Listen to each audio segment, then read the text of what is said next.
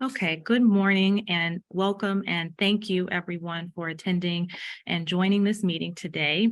We're going to go ahead and get started right now, and I'll go over the agenda. The purpose of this meeting today is to give an update on the I-94 modernization project overall, and then also talk about the plans for the Beaubien Street, Seminole Street, and McClellan Avenue bridges. Those bridge removals, why those bridge removals are happening, and give some detour routes. To start the meeting, I would like to start off with project team introductions. My name is Bradley Merrill. I work for HNTV Corporation, the owner's rep consultant for MDOT, and I am a member of the I-94 modernization project team. Next, I will have Terry Stepanski, the MDOT project manager for this project, introduce himself. Hi, I'm Terry Stepanski. As Bradley said, I'm the senior project manager. I work for MDOT in the Bureau of Development, and I've been involved in the project for many years. And I thank you for attending the meeting. And with that, I'll pass it over to Mark. Hi, yes, I'm Mark Smith with HNTV. We're MDOT's owner's rep for the I-94 project, so helping to deliver this program for I-94, or for MDOT for I-94. Sounds good. All right, so before we move on, a logistical thing to take care of is doing that Title VI survey. And so what the Title VI survey is required as part of the Title VI Civil Rights Act of 1964, and it helps us assess our outreach efforts. So you will see the poll function pop up on your screen. If you could just take a couple minutes to go ahead and take that survey, we would greatly appreciate it. So I'll give everyone a minute if you could answer those questions on there. And then we can move forward in the presentation.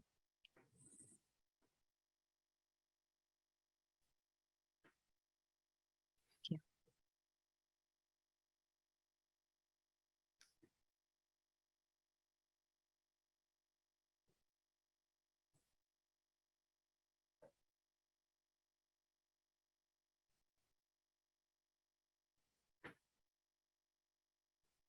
All right.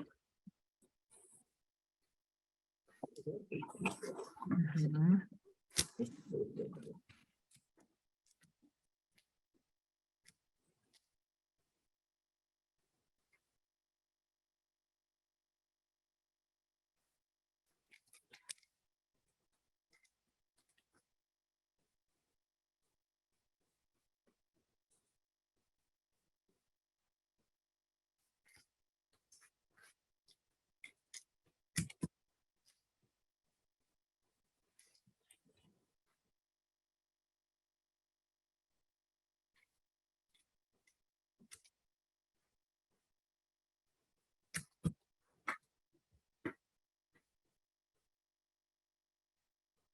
All right, majority participants have filled out the survey, and you can still do that as we move through the presentation. So if you haven't had a chance to do that yet, don't worry, that poll will be up for the entirety of the meeting. So I would like to kick it over to Terry to take us through a project overview for the I-94 project. Hey, thanks, Bradley. And yeah, even though this public meeting here today is focused on Beaubien, McClellan, and Seminole, that's what we're really going to talk about. What this near-term part of the project. This is a great opportunity to talk about the overall project of I-94. This is a project that's been in development for many years. We go back to the 1990s on this, and we've really been making great progress. And you've probably been seeing the work that we've been doing out there. This drawing shows a variety of things. And this is the corridor, the overall corridor of the project, and it extends from Barrett on the east to I-96 on the west. It's about 6.7 miles, and it's an overall reconstruction of I-94. The reason why we're doing it primarily is safety, and you may be hearing that over and over again because that's so important, that there are higher number of crashes that occur along here than should be, and it's an outmoded design. We're going to make it safer. We're going to improve the capacity. And we're going to improve the connectivity. I've got another slide a little later on that will go into a bit more detail. But the overall project, again, it's 6.7 miles long. There's about 67 bridges along this corridor that we're going to be reconstructing, as well as the interchanges with I-75, with M10, and also on the Connor Avenue. So we've really got a lot of work over the many years to come. As you can see in the legend below, there's bridges that are completed to date. We've been working on those as part of our advanced bridge project program. And the reason for that, we knew that those bridges were in very poor condition, and we needed to get at them and reconstruct them as soon as possible. And we've got bridges that are in construction currently, and also bridges that are in design. Next slide. And as I said, we've been at this a long time, and a little bit more history than what's even shown on this graph is that back in 2005, we received our original environmental clearance, and that was a huge effort to get to that point. And the environmental clearance is basically all the studies and the impacts that could happen as a result of this project. It's a federal requirement to prepare environmental impact statement. We completed the original one back in 2005, but then we had a little bit of a lag due to funding of the project, and there was a lot of changes around the Detroit area at that time. But we continued our public input, because our goal is not only to improve safety, connectivity, and the capacity and the overall condition of the roadway, but also to make sure that the project fits the needs of the community, of businesses, and the state in general. This is a very important interstate highway that serves many stakeholders. So we knew that things were changing around Detroit, that the population had dropped some. There's been population shifts. How can we be sure that this roadway, this freeway, meets the needs of the people currently? So we began another public engagement process, and we asked those questions. We had public meetings. We did seek input from a variety of stakeholders, and we did learn that yes, there's some things that we needed to do. And here's a list of the stakeholders here.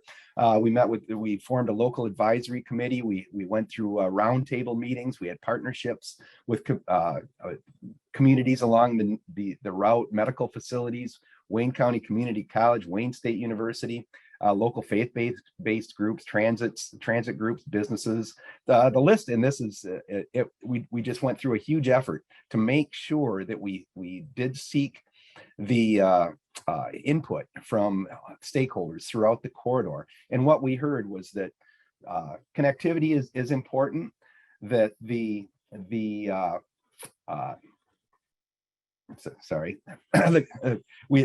needed to improve safety, improve connectivity, improve the condition of the roadway, and also maintain mobility during construction.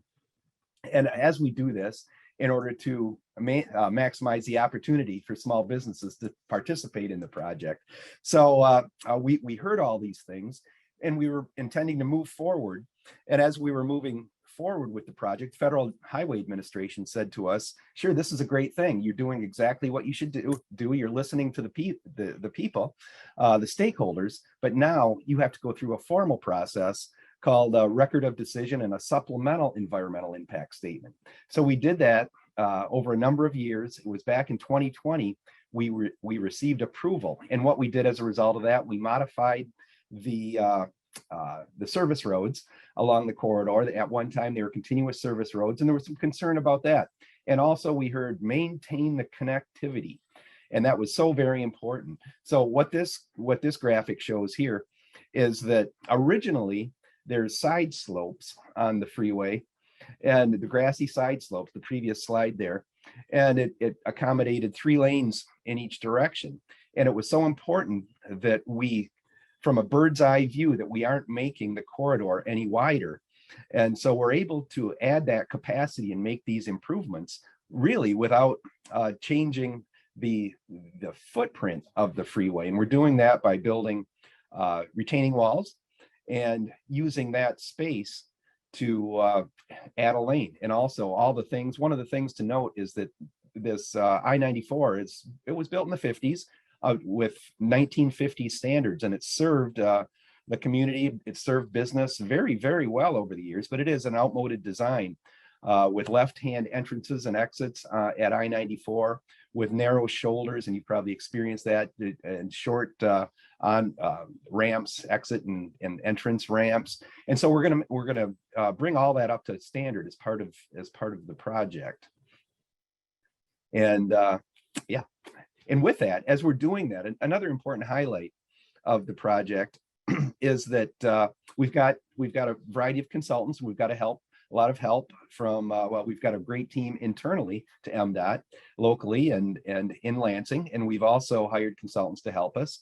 And as part of that too, we want to add to the small business companies. We want to assist the small businesses that are interested in the project to grow and gain experience. So we've started a very innovative small business, minority business in program that we have been hiring small businesses and for the project to both provide construction engineering, and that is while the project is being built, to work alongside more experienced consultants so that they can grow and gain, so that the small businesses can grow and gain experience, as well as during the design phase.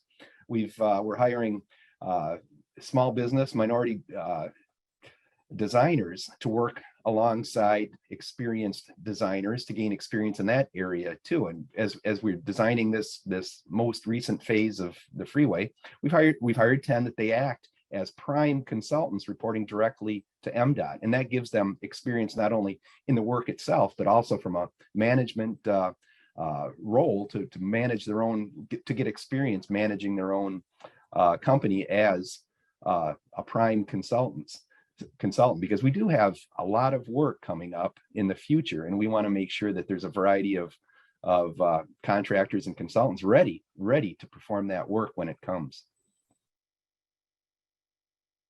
And with that, I'll pass this over to Mark that'll talk specifically about Beaubien, Seminole, and McClellan avenues. Go ahead. There you go. Take it. There you go, Mark. All right. Thanks, Terry. Yeah, so today I'll kind of walk through the upcoming project that MDOT has for the removal of the Beaubien, Seminole, and McClellan bridges. The map right here is of the 94 corridor, from 96 to Connor. Beaubien, as you can see in the middle of the screen there, is located between M10 and I-75, kind of in the Midtown area. And then Seminole and McClellan are on the east side, in between Van Dyke and Gratiot.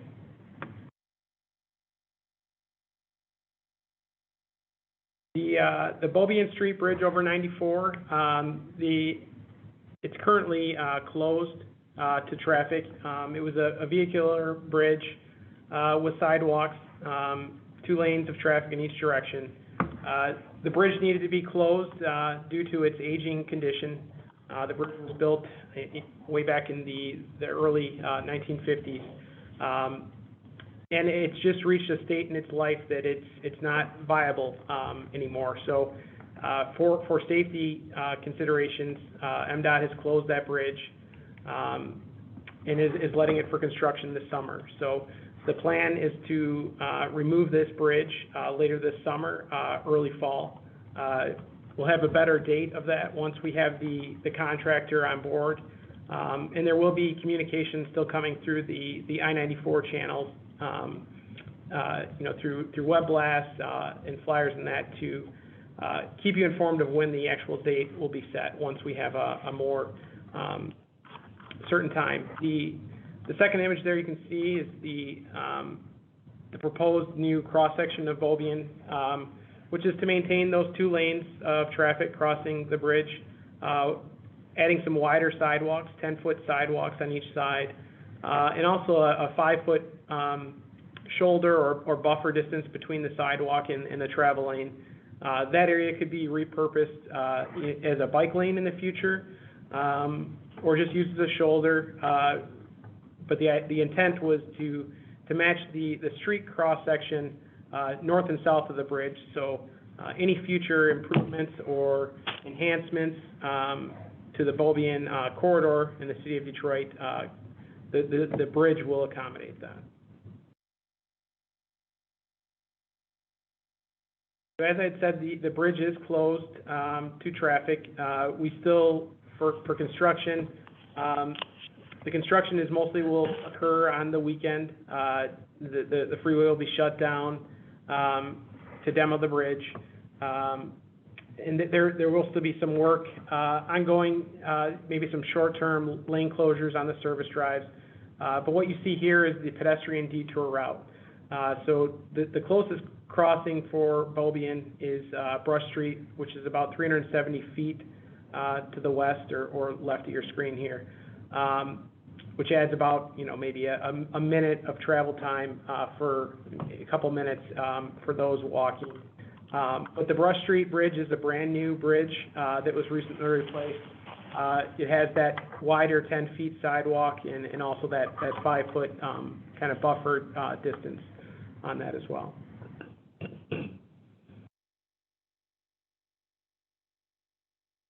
Slide here is showing the vehicular detour. So you'll also see those black arrows on the screen overlaid on the detour routes. There's a couple of one-way pairs here. So John R. is one-way southbound, Brush is one-way northbound, and Beaubien actually starts one-way southbound south of Hendry Street there. So we just wanted to orient everyone to know of those one-way pairs. So the northbound detour for Beaubien is to use Brush Street, and the southbound detour is to use John R. Street. Again, the distance is there, about 400 feet for Brush and 1,100 feet for John R.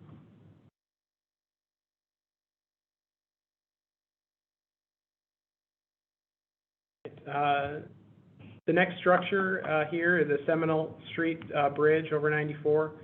This is a pedestrian structure currently existing in its location over I-94.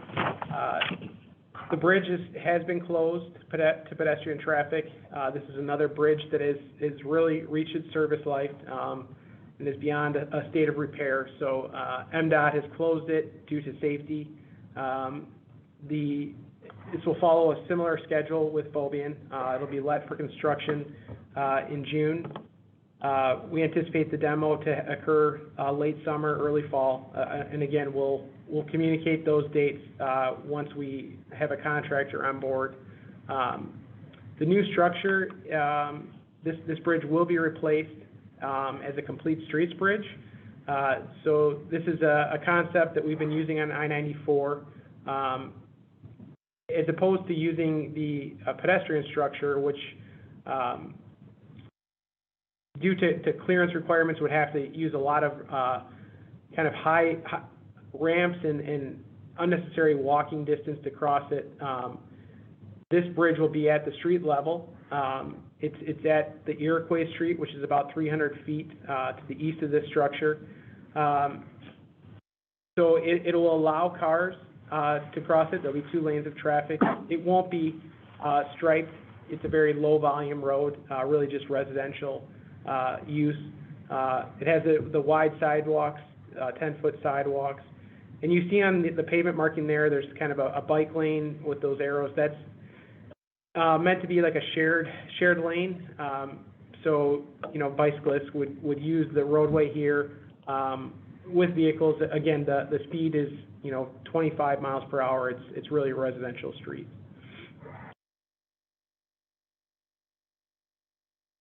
And this is the detour route for Seminole. Again, the bridge is already closed, so people probably are already finding their routes. The signed detour that will be out there is to use Van Dyke to cross I-94. It is a signalized crossing there. Van Dyke is another bridge that was replaced in recent years with a wide sidewalk. I also wanted to note that Burns, which is on the right of your screen here, is another bridge that was recently reconstructed with wider sidewalks again. So both of these bridges, Van Dyke being 900 feet, Burns 850 feet from this crossing, are both good options to cross the freeway for people in the area. Also, just to highlight that we talked about on the last slide, Iroquois. where the new structure will be. You can see that in the center of your screen there. And like I said, just 300 feet away from this existing structure.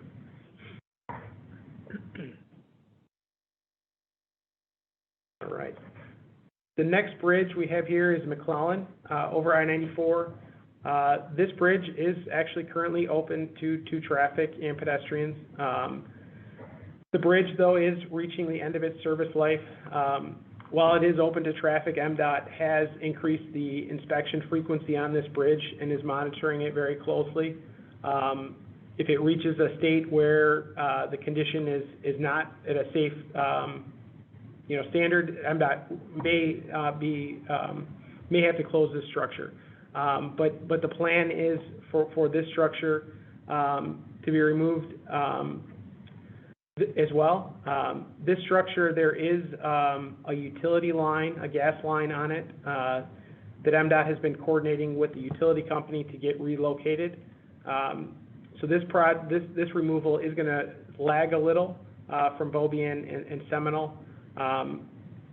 It'll be let for construction later this fall in November. So demolition, may happen as early as wintertime, but probably more likely the spring of next year. But again, once we have the contractor on board, and that we'll communicate those dates. This bridge is not going to be replaced. As we get through the next couple slides here, we'll talk through that. The Gratiot interchange here is being updated to current standards. There's a real safety issue with this interchange as it stands today with these loop ramps. As people that, if you've driven through this, you'll notice that the entrance and exits for the freeway are at the same location. A difference of guardrail separating the entrance and exits, and it's actually the highest location in the state for wrong-way drivers entering the freeway. So that's a huge, safety concern of the ramps and their current state. So the proposed ramp configuration is to move to kind of a more standard setup, modern design, call it like a diamond, kind of setup. And as you can see, those ramps that are kind of crossing McClellan would need to come up right where McClellan is. So we wouldn't be able to install those ramps with maintaining, clearance from McClellan. So that's why we're not able to replace this structure. The ramps also, as you can see with the arrows there, there'll still be a signalized intersection like it is today. Today, when you get off the freeway, you only have an option to turn right.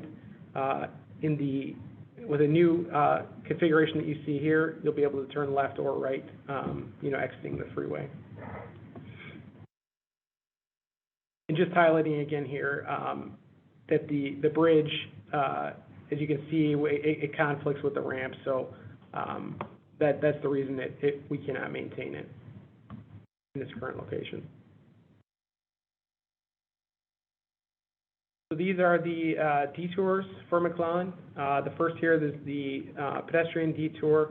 And this detour is to use Gratiot up to Harper to get across and back to McClellan. This adds about an additional 1,300 feet to a pedestrian's travel if they're trying to get back to McClellan, which could be 5 to 10 minutes. Depending on your walking speed. But the next slide here is the vehicular detour for McClellan. And as it's shown, it's to use Lambert to Burns to Harper. This is for northbound and southbound traffic. I just wanted to highlight that at the intersection of Gratiot and Harper, northbound Gratiot to basically turn left on Harper, that's not a permitted movement right now. We will be, as part of the I-94 freeway project, they will be reconfiguring that intersection that will allow left turns. but that's why we had to basically detour traffic to Burns. Anyone coming, southbound on McClellan would have an alternate option to go east on Harper and turn right on Gratiot. And this adds about an additional 3,800 feet for people and cars, which, at least for car travel, that's only about an extra, minute or two.